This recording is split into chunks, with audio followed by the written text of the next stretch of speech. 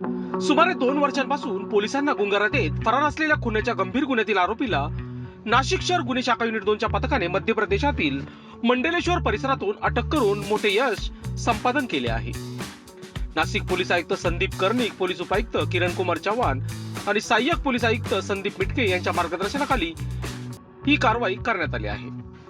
सविस्तर वृत्त असे की दिनांक 7 डिसेंबर 2023 रोजी देवळाली कॅम्प परिसरातील रेल्वे पोलीस ठाणे हद्दीत फिर्यादीचे वडील आपल्या नातेवाईकांसोबत काम करत असताना आरोपी गुलाबसिंग मांगीलाल आखाडे वय वर्ष 50, मूळ राहणार बेरच्या, तालुका भिकनगाव, जिल्हा खरगोन, मध्य प्रदेश यांनी कोणतेही ठोस कारण नसताना हातातील लोखंडी पहाराने त्याच्यावर जीवघेणा हल्ला केला। या हल्ल्यात फिर्यादीच्या वडिलांच्या डोक्याला व पाठीला गंभीर दुखापत झाली। त्यांना तातडीने कॅन्टोन्मेंट रुग्णालय देवळाली येथे उपचारासाठी दाखल करण्यात आले, मात्र उपचारादरम्यान त्यांचा मृत्यू झाला। या प्रकरणी देवळाली कॅम्प पोलीस ठाण्यात खून आणि धमकी अंतर्गत गुन्हा दाखल करण्यात आला। गुन्हा दाखल होताच आरोपी फरार झाला होता।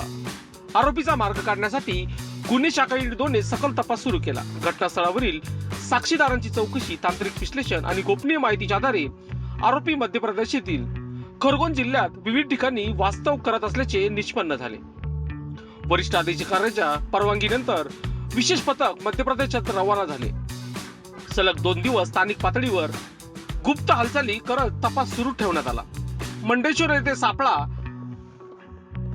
गुप्त बातमीदारामार्फत आरोपी मंडलेश्वर पोलीस ठाणे हद्दीतील चोली गावात असल्याची माहिती मिळाल्यानंतर पोलिसांनी तात्काळ सापळा रचला। आरोपीला ताब्यात घेऊन चौकशी केली असता त्याने आपली ओळख सांगितली तसेच गुन्ह्याची कबुली दिली। यानंतर त्याला मध्य प्रदेशातून नाशिक येथे आणून पुढील कारवाईसाठी देवळाली कॅम्प पोलीस ठाण्याच्या ताब्यात देण्यात आला आहे। सदरची कामगिरी गुन्हे शाखा युनिट 2 चे प्रभारी अधिकारी, पोलीस अधिकारी, कर्मचारी तसेच तांत्रिक विश्लेषण शाखेच्या पथकाने वरिष्ठांच्या मार्गदर्शनाखाली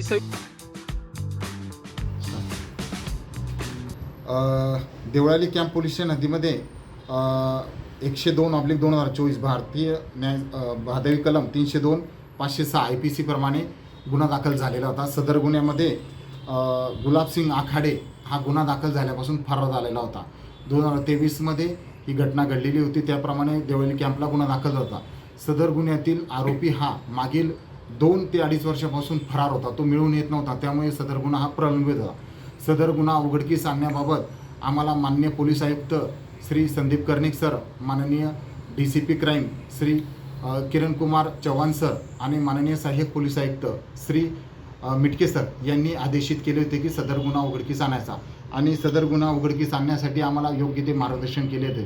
त्यामुळे आम्ही सदर गुन्ह्यातील आरोपी याचा शोध घेण्यासाठी तेथील मिळालेली माहिती आणि तांत्रिक माहिती याचे आम्ही ॲनालिसिस केले आणि ॲनालिसिस करून सदर आरोपी हा खरगोन जिल्हा मध्य प्रदेश येथील असल्याची माहिती मिळाली।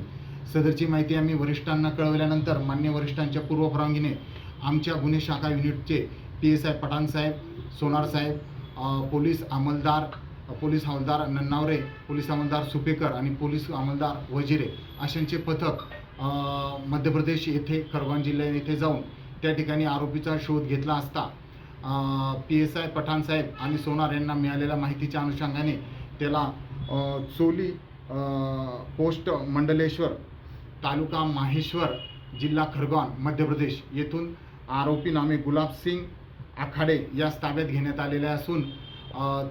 आले असून त्यास पुढील कारवाई कामे देवळाली कॅम्प पोलीस स्टेशन हद्दीमध्ये पोलीस स्टेशनला देण्यात आलेले आहे। तो किती वर्षापासून तिथे राहत होता? तो गुन्हा घडल्यापासून महाराष्ट्रामध्ये गुन्हा घडल्यापासून तो नाशिकमध्ये असताना तिथून मध्य प्रदेशमध्ये गेल्यानंतर त्या ठिकाणी सुमारे 2 वर्ष त्याचे अस्तित्व लपून तो वेगवेगळ्या ठिकाणी वेगवेगळ्या भागात तो राहत होता, त्यामुळे त्याचा ठाव ठिकाणा हा पोलिसांना मिळून येत नव्हता। तर त्याचा तपास चालू आहे। कारण म्हणजे मयत आणि आरोपी यांच्यात प्रॉपर्टीचा काहीतरी वाद होता, त्या वादाच्या कारणावरून त्यांनी हा गुन्हा घडलेला होता। तरी ते सखोल तपास पुढील देवळाली कॅम्प पोलीस स्टेशन करीत आहे। लोकांनी लोकांसाठी उचललेले अस्त्र म्हणजेच लोकशस्त्र न्यूज।